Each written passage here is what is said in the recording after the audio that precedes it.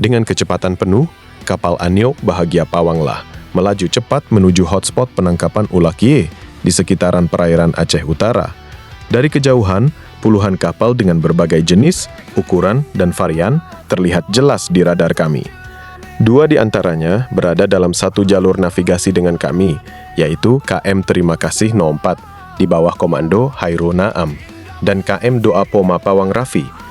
Dengan kecepatan jelajah dan manuver terukur, kami berhasil mendahului KM Terima Kasih. Kemudian, nahkoda Aniok Bahagia Pawanglah menurunkan kecepatan hingga minimum agar bisa beriringan dengan kapal itu. Beberapa mil kemudian, kapal kami hampir berpapasan dengan KM Doa Poma Pawang Raffi yang posisinya tepat berada di antara kami.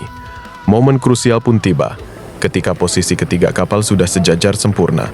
Dengan isyarat radio yang tegas, semua jurumudi serentak mengarahkan throttle control ke depan penuh. Mesin meraung ganas.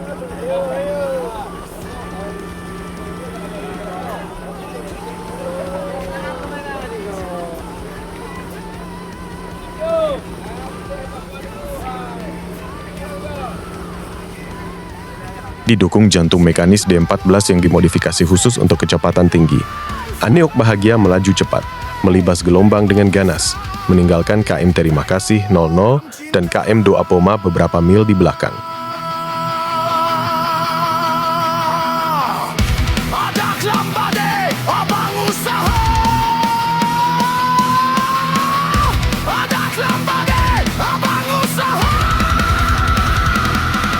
Insya Allah.